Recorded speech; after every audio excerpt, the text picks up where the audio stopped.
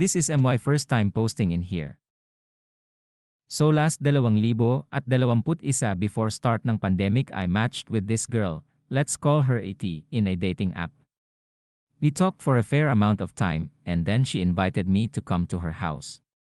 It's just her and her younger sister, let's call her kapatid, who are at home at that time. So nagdala na din ako ng lunch for the tatlo of us. I did not interacted with her younger sister but nahuhuli ko siyang tumitingin sakin every now and then. Then when I got home, when me and Eight are chatting we got to the point that we're flirting and then decided to check in on weekends. So at weekends sinundo ko si Eight. I went to their house, talked to their parents, and asked them if I can invite their daughter na lumabas, and they said yes. Kapatid is also looking at us at the time but she's not interacting. So me and At go on a date and alam na nangyari. We checked in a motel and fucked for 3 hours and tried different positions. I even came on her mouth which she swallowed after gawin ang dapat gawin. We went back to her house. Talked a bit with their parents before saying bye. Back home, when me and Eight were chatting, I was surprised when Kapatid sent me a friend request on a social media. I didn't know how she got my account, maybe she got it on her Eight's phone. Then for quite some time pandemic started and mandatory quarantine was implemented. I came home from a work from Visayas, so I was to go on a quarantine. So I haven't got a time to meet Eight for quite some time and sadly for unknown reason she stopped chatting or having any interaction with me.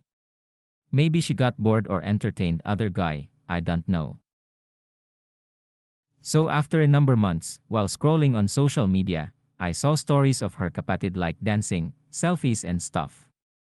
I sent heart will reacts. Then after a couple of days reacting to her stories, kapatid sent me a message. Kamustahan, and we brought up what happened to me and her at. We chatted for quite some time, from days to weeks. And I still reacting to her stories. Then she asked why do I send so many reaction to her stories. I told her she's sexy and tried flirting. Then to my surprise, just kidding I know dito din mapupunta, she asked me if I want her to send more revealing vidsa and pics. Well I said yes lol. After flirting and sending pics, you know ano na yon, with each other for quite some time. I asked her if she want to have lunch. She said yes and the next day we met up on some not so expensive resto. After having a meal I asked kapatid if there's any place she want to go next. She said I decide and she's fine anywhere. So we went to a motel lol. Well she said she already expecting this to happen. But guess what, I took her to the motel where me and I checked in before haha.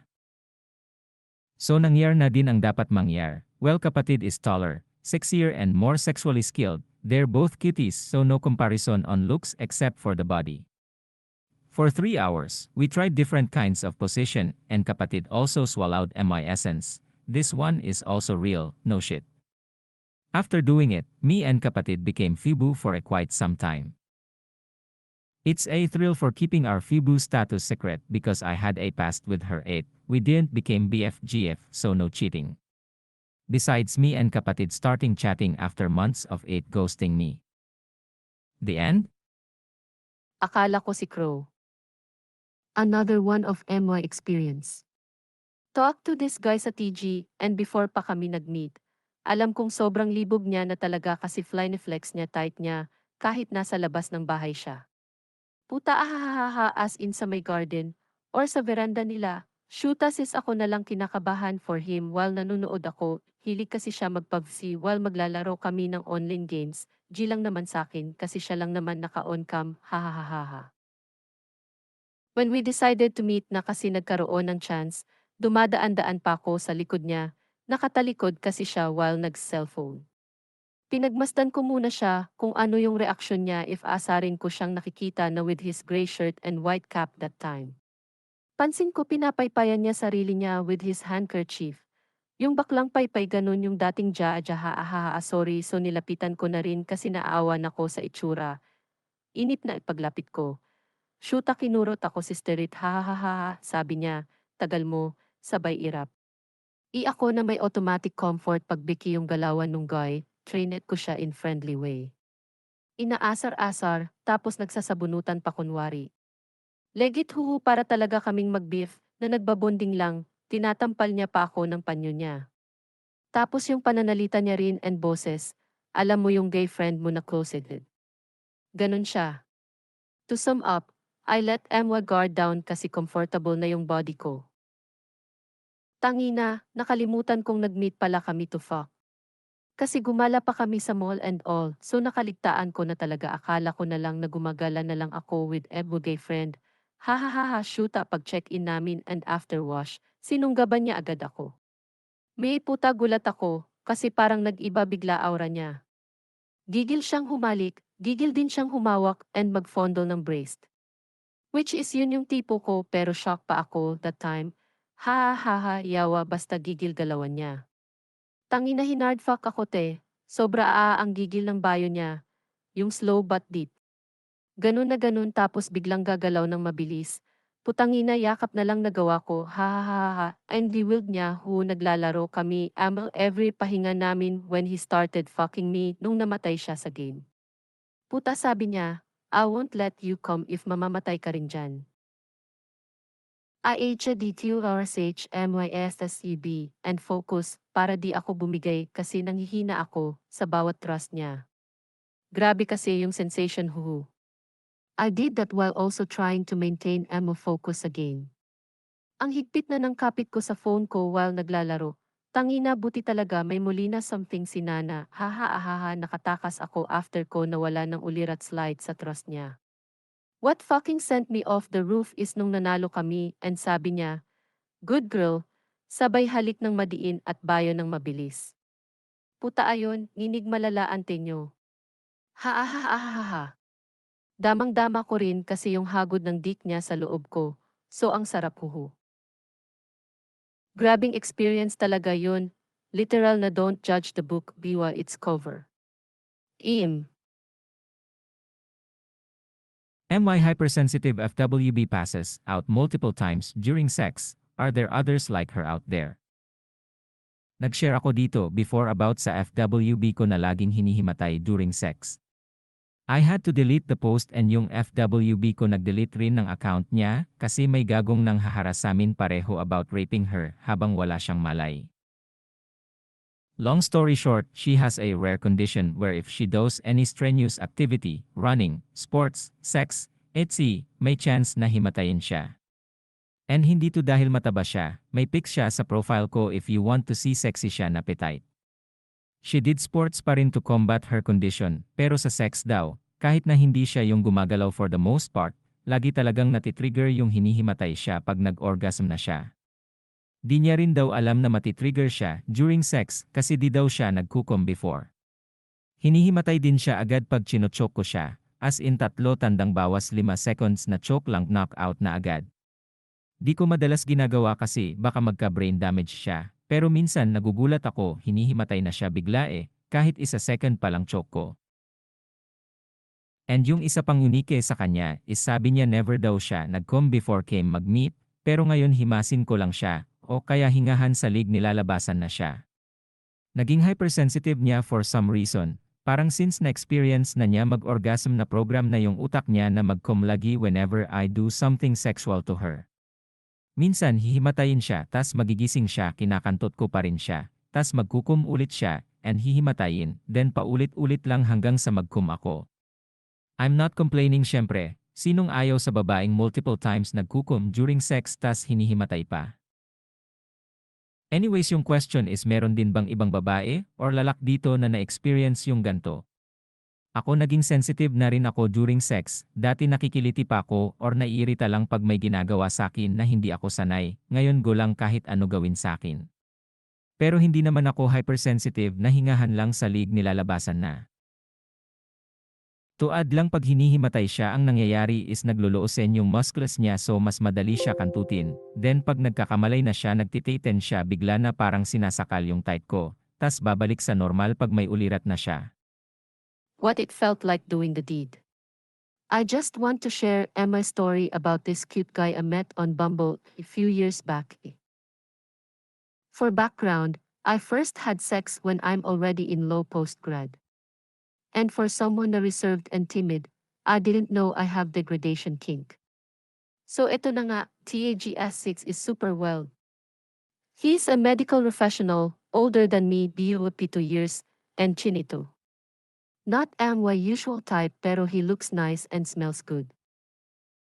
Met for the first time in December 2020, had breakfast. We went to his place to study and watch movies. VUTTH sexual tension W at so heavy. It's on me, I was ovulating. Na-feel niya siguro kaya he asked kung pwede siya mahiga sa lap ko while reading, and I said yes. Haha dumada moves na si Doc. Tapos ako naman, bilang once pa lang naka-experience ng sex, nahuhorny na agad. Tinanong ko if I can play with his hair, sabi niya gulang daw. And then he hugged my waist. Few minutes sabi ko I need to go to the CR and kasi nahuhorny na talaga ako. Hindi na kaya ng auntie nyo, I asked him if he wanted to make out and waiting lang daw siya for me to give him a signal. I initiated teach kiss, teach groping, and teach petting. I put his hands sa boobs ko and told him to squeeze it.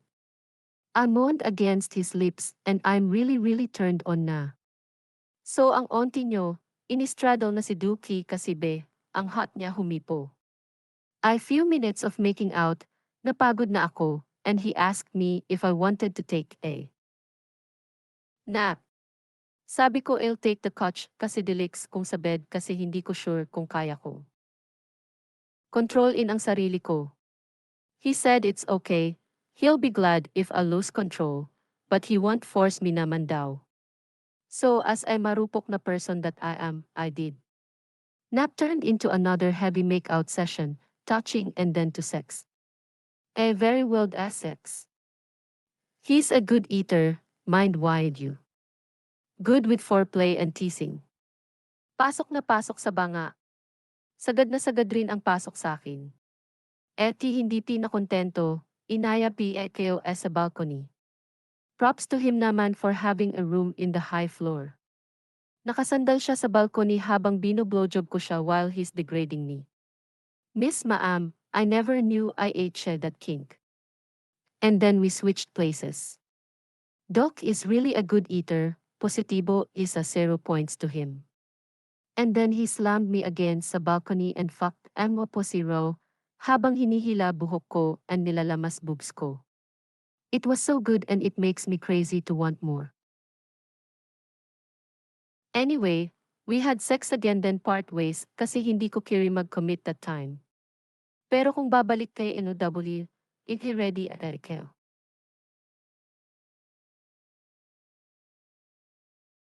Simbang gabi. Boredom brought me, M35, I feel so old, here today. I had fun reading your posts. So matanda na ako and I think past MY prime na. Madami ako kalokohan nung bata-bata ako so join me down the memory lane. Unahan ko na kayo, I'm an engineer. I'm good at solving problems but sucks at explaining and storytelling. Storytime muna tayo 19 tandang bawas 20 years ago. HS days, Catholic school. Medyo famous ang tito nyo, basketball varsity, nasa dance club and yung bad boy sa pilot section. Haha! There's this girl na average looking sa school, yung di siya maksado pansinin pero may charm na dala and friend classmates siya ng younger sister ko. Ang usap lang namin is hey hello pag nagkikita then dumating yung simbang gabi hahaha. Ang usapan nila isusunduin niya yung sister ko ng madaling araw kasi magsisimba sila. Usapan 330 si girl dumating ng 230. Ang aga-aga kumatok since ang room ko ay sa baba. I opened the door and let her in. Told her to wake my sister in her room. After mga 10 minutes, sa room ko pumasok. Mamaya na lang daw niya gigisingin kasi maaga pa naman. Gawa daw muna siya kasalanan magsisimba naman daw siya hahaha. She kissed me kagad and I told her na tutulog pa ako and di pa ako nagtutoothbrush, okay lang daw. So who am I to say no diba? She kissed and licked every part of my body and nahuli niya kagad yung weakness ko sa ears. Her hands is already at my super rock hard dick, imagine. Batak na batak ako sa sports that time. I was so horny panandang pandagdag morning wood na din haha. She sucked it. Very gentle lang din parang nagiging porn star bigla, very sloppy. She said she wanted to taste my cum so I exploded in her mouth and she swallowed it. After that, she went to my sister's room to wake her up. That's the isa st simbang gabi.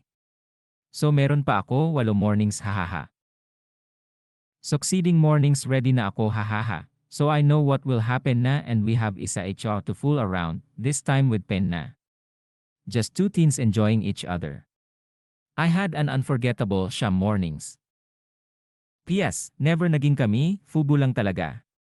Minsan napunta siya sa bahay ng di alam ng sister ko, pero feeling ko alam niya. PPS, I have a lot to share pa haha. I had 2 sugar mommies, yung isa mommy nung ka-team ko sa varsity nung HS it lasted almost 2 YRS and nahuli kami nung college na ako. So suntukan to the max. Next story na lang yun. Kinantot bago ninakawan. Medyo mahaba okay. I met this guy in dating app. I think modus niya na ito. Masasabi kong scammer siya so baka meron sa mga girls dito na gumagamit ng dating app na na-encounter na siya or nag-message sa inyo. May something daddy sa username niya then sa message niya is he's looking for makaka, sama daw and he will pay 20 pesos. Mukhang pera ako so double HY not pero during that time mas main goal ko ang may maka-hook up na daddy thing ang galawan. Nagstay ako sa isang condo somewhere in Makati during that time. Staycation room good for 3 days siya kasi waiting lang ako sa move-in ko sa papasukan kong work sa Chinese friend ko. So ayan board ang ate nyo, that's W8K, gumawa ako ng account and scout una kong ginamit until he messaged me nagkausap and nag-decide magkita. I invited him to stay with me sa condo and pumunta siyang nakamotor although sabi niya 4 wheels gagamitin niya kaso hiniram daw ng anak niya. Konting usap lang and wag ka sunggab agad siya sa daddy ko mga bi. Wag na natin gawing detalyado. Pero in fairness sa kanya magaling siya kumantot at kumain ng kife. Nakuha niya yung way kung paano ko gustong makain at makantot without telling him anything about it after that intercourse in the middle of the day. Sinabihan niya akong magbihis kasi lalabas kami mag-stroll kami, kakain and igo-grocery na rin daw niya ako kasi nakita niyang wala akong kahit anong pagkain sa kondo.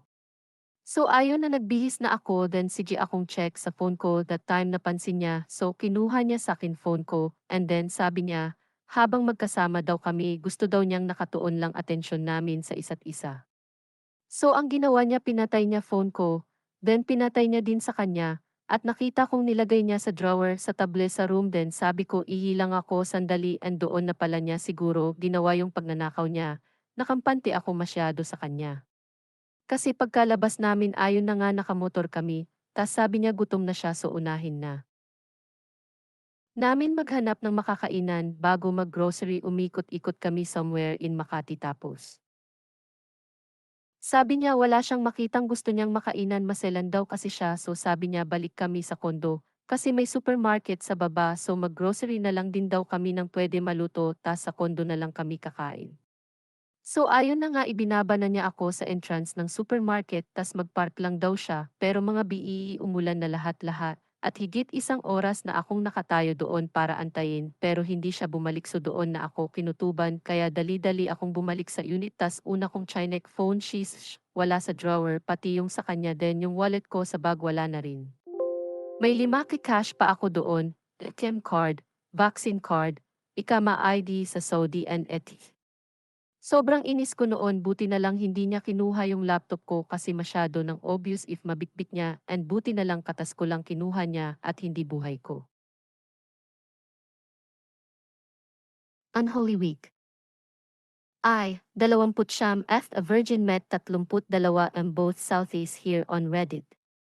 So, here's what happened I posted that I'm looking for someone to go out with and see how it goes. Then I received a DM from this guy, let's call him manager. He sent me a catchy intro. So he got my attention, it was funny. Off see we exchanged dates, then I am pleased naman. With what I read he is 5, 11 I'm 4, 11 has a car. I do have one too, for those judgy people out there, and also working pro. Then we went on asking, what do you do for a living? Then he said he's a top executive manager. Then I also answered I'm an EVSUP. Then it turned out we are working in the same company, but different sites. TSS is where the plot thickens. We were like fuck. Shall we continue pa? Then I don't know what got to me. I said, why should we be scared? Yeah, crazy.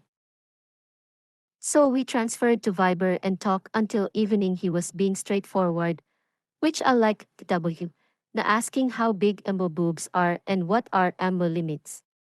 Then he asked, do you know a name of a top management, which made it riskier for us? Then I answered yes. He asked, shall we stop this?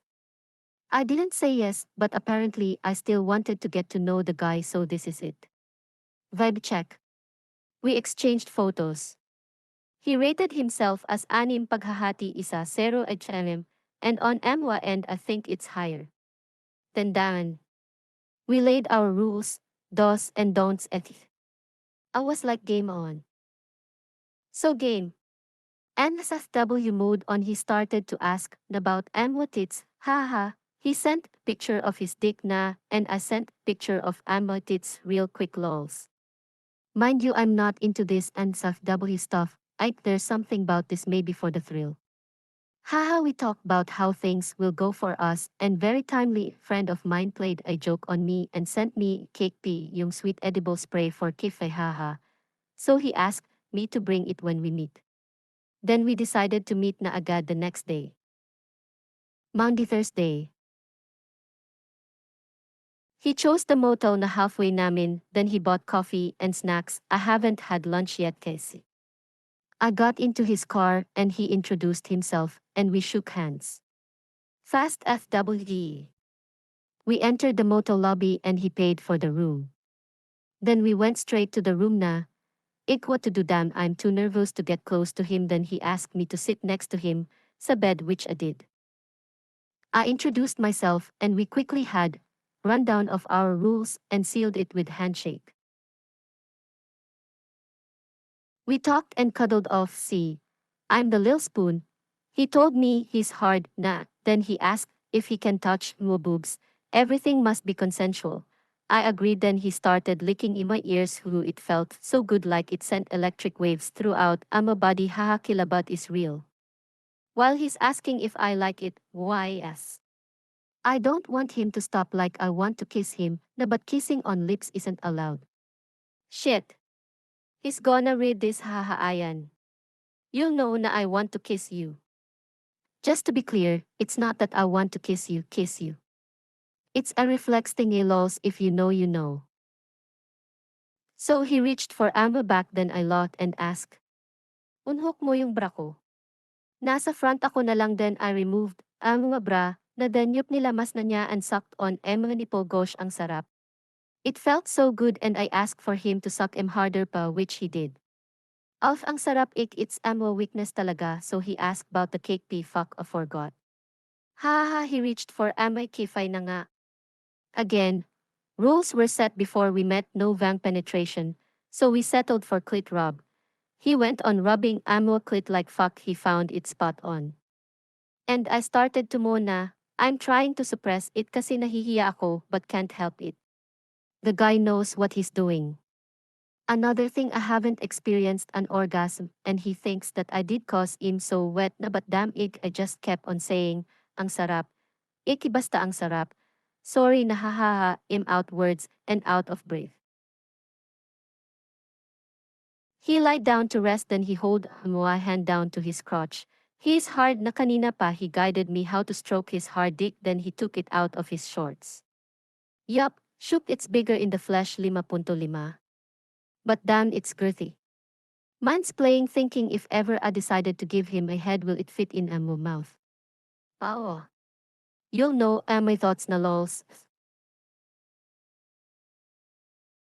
I kept on stroking it while nilalamas niya yung right boob ko then he asked me to suck and bite his nipple. He likes it din pala we kept on doing it till he comes so minarato watching him shooting cum on his stomach and yung hand ko puno na din ng cum niya I ran to the sewer na to wash my hand ha ha there goes first.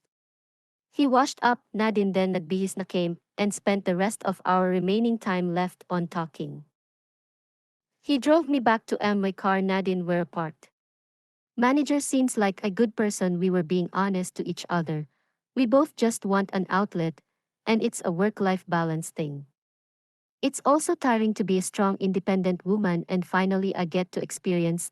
I've read stories here, yung bastusin, sa kama then back to professional persona after. Matatawa ka na lang talaga, how we are so fucking serious in our work persona. He's giving, scary mysterious boss, with eyeglasses, and Ima fuck your life, if it cross me, vibe then he's sucking Emma tits like a hungry baby. We're making sure that things won't go south though, we're both from South Corny. We agreed on doing this as our regular thing. Just a normal Saturday woke up and saw messages from manager telling me about his work this morning then shifted to MSFW na lols. He asked if we can meet today. To be honest, I'm kinda hesitant. Oh, not that I don't want to see you It's hard to come up with a reason for amo folks cause I just made up a story today. Biha gave in laws the force is strong. I just ate lunch like I just swallowed everything. Yup pressured si Ed girl. Then I showered na. I drove to the motel which again, he picked. Daming niyang alam diba? He was asking me if I want something, and I said no I'm okay, and he said he'll get us coffee. Yee. So, it's a drive-in type in freaking out na at this time. Cause it what to do like how. Haha basta basta. He came with dalawa Spanish lats, then he paid na for the room then we went upstairs na. It's kinda small but cute na din then still stood lang on the side of the bed. Yup nervous pan, he asked me to lay down to cuddle and tell Emmy story. He asked me to take off my top na. We talked for an hour while I'm stroking his dick while nilalamas niya yung boobs ko and caressing Emma back and butt. He told me na ay makinis daw lols I just laughed it off. Oo nga daw, and I just whispered. Ligo-ligo lang po. Ha teaser si Sir lols. We talked about his exes and how they commended him for being great in bed. How he fucks them real good. He can be hard rule fucker, and I'm not even skeptic about it like I believe him naman. He has a tool for it, above average girthy dick, and knows how to use it. Then he asked if we can make out na then he started to suck my nipples way harder this time. Fuck. I wanted to stop him but damn it feels so good so ties for the pleasure, haha, and he asked if he can give me a hickey na. Of course I said yes.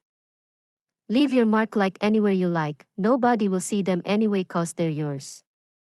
Yup, I said we're going exclusive I won't be seeing anyone but him so just go ahead leave your marks on me lang. Fuck it hurts pala getting hickey hahaha then he reached for ammo clip na and yes just like last time it feels so fucking good canis. After the clit rubbing and nipple sucking I let him rest na and he instructed me not to stroke his huge girthy dick while sucking his right nipple. He's guiding me on how to stroke his dick like a stick shift, haha driving school. Nakamatik po ako sir. Lols then I transferred to his left side to suck on his left nipple I sucked it harder he noticed na giggle na haha. He asked if I want to tiarawa to give him a head I'm the hesitant talaga tbh, but I wanted to please him din talaga so I went down on him. I started on licking the head and gogging if I can put the whole thing in my mouth. I told him I watched porn last night haha online training. So I wet my lips and put his dick in my mouth trying to figure out how to pleasure him. He said it's better if I position myself between his legs, which I did like an obedient slut. So started to suck his dick again. This time I'm trying to put it all in like sagad. I'm gagging, then he said take it slow, and guided me where should I lick, so I licked midshaft up to the head. But in trying to tiro the sagad thingy talaga, competitive eh. So I kept on taking his dick down to Emma throat, and he started to gently fuck Emma mouth. I'm teary-eyed na this time, and I started to suck and play his dick with Emma tongu inside Emma mouth. He started to jack off, and asked me to lick the head, and I stuck Emma tongu out while he rubbed the head of his dick on it. He said it feels good that I'm learning fast. I said, wag mo ko binobola. He asked me if I want him to eat Emma pussy. Nahihiya ako. Can't even say yes, so I asked if he wants to do it. Yes daw, so I nodded na yan. This is it. He went down on me. He asked for the cake pie spray, haha fuck, here we go. Don't get scared now. He licked Amway clit, fuck ang sarap. Here I am moaning. I'm kinda lost na, haha, he's asking if it feels good. Yes sir, heavenly good. Especially when he's sucking Amway clit, fuck. He started to rub me while licking. Like Gagi Jude. There's a lot going on. Then I don't know what's happening, he's rubbing me, and I went crazy, napapaupo, na ako, like it feels so fucking good and it stings at the same time. I don't know what spot he's hitting, but ang sarap talaga niya. Then I stopped him, na I grabbed and hugged him. Now he's on top of me, and I'm panting, hugging him like seeking comfort after a whirlwind. Fuck, I'm yearning to kiss him, but it's a no-no. Ugh, you're gonna read teeth eh. Skip, hahaha, reflex shit and comfort lang talaga. Rules are rules. I kept on wiping Anwa pussy juice off his mouth and asking if he's okay. Nahihiya ako. Like Dan, someone's eating amoy kifay. He's asking me to describe it. I can't. Hahaha, adik ka eh. Basta gagi masarap. Fuck, it felt so good, I'm confused, it's a foreign feeling eh. He said he'll do it ulit, trying to recreate the deed, then he did. Him spent. Fuck, ang sarap po sir. I grabbed him again and hugged him to rest for a while. He ate Amwa pussy again, and he told me about rubbing his dick on Amwa pussy without penetrating me, and I said yes naman. So he positioned himself on top of me, held his dick and rubbed it on Amwa pussy, and it felt good too, but it's kinda risky, na, so he stopped na. Which is commendable that he also has strong sense of self-control. Hindi mindless manyakis. Then he asked na for his turn to release, then I went down on him, his shoop na I'd like to suck his dick again. Ha ha ha, he was asking for a jack off, Andy pala. No, I want to suck your dick ulit. Reward system po sir. I sprayed cake tea on it to tilawa lang to suck a strawberry flavored dick, ha damn. I twisted for thinking yung catchphrase ng Chooks to go na. Masarap ka ikri, walang sauce, cause iti double, his dick is clean, no off smell nor bad taste.